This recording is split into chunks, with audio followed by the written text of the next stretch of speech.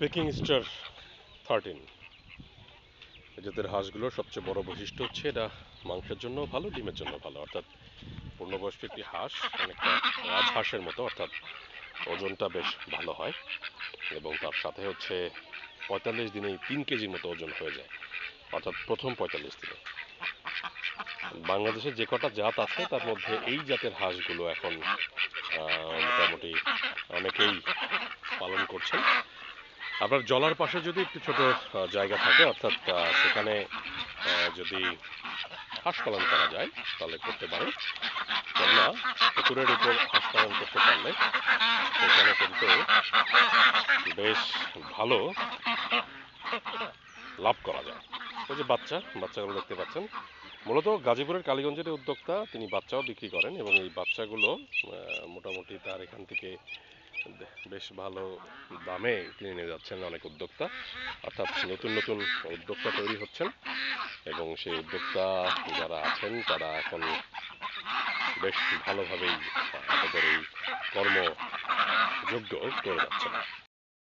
বাসস্থানটা যদি খেয়াল করি, বাসস্থান এখানে কিন্তু খুবই কম খরচেই বলবো করা হয়েছে। সিমেন্টের পিলার যদিও দেওয়া হয়েছে, তবে তার উপরে কিন্তু নেট এবং মাচা পদ্ধতিতে করা হয়েছে, উপরে জাস্ট একটি টিন দেওয়া হয়েছে। যেহেতু প্রিডেটর অর্থাৎ শিয়াল বা বনবিড়াল, বাগদাসা যেগুলো ক্ষতি করে থাকে, রাতে ধরে নিয়ে যাবে, সেগুলোর সম্ভাবনা নেই, এ কারণে কিন্তু এভাবে করা হয়েছে এখানে। হাঁস পালনের ক্ষেত্রে সবচেয়ে বড় ব্যাপার হচ্ছে বাসস্থান এবং তার পাশে একটি জলা থাকতে হবে এবং তার সাথে ভ্যাকসিনেশন যদি ঠিকমতো করা হয় তাহলে বেশ ভালো। এই হাঁসের আরেকটি বৈশিষ্ট্য হচ্ছে এরা কিন্তু বেশ ভালো সবজি খায়।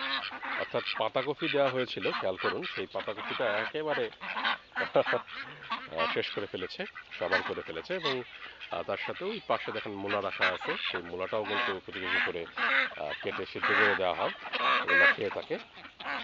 এবং ওজন যেগুলো বেশ বড় ওজনের কারণে কিন্তু এরা হাঁটা চলা অতটা যে করতে পারছে তা কিন্তু নয়, অনেক বেশ ভালো ওজন এবং পুরুষ মহিলা সহজেই কিন্তু দেখে চেনা যায় না, ডাক শুনে চেনা যায়। জোরে ডাকছে যেগুলো সেগুলো হচ্ছে মহিলা এবং আস্তে ডাকতেছে যেগুলো সেগুলো হচ্ছে পুরুষ। দর্শক সবাই ভালো থাকবেন, নিঃসন্দেহে সবার জন্য রইল শুভকামনা এবং আপনাদের কৃষি উদ্যোক্তার পেছনে সবচাইতে বড় ব্যাপার হচ্ছে সদিচ্ছা এবং লেগে থাকার পাশাপাশি সবসময় খেয়াল করবেন আপনার রিসোর্স কি কি আছে, সেই রিসোর্স অনুযায়ী আপনি কৃষির কোনো না কোনো কর্মযজ্ঞ করুন, তাহলেই কিন্তু সেখান থেকে ভালো কিছু একটা আউটপুট পাবেন। সবার জন্য শুভকামনা।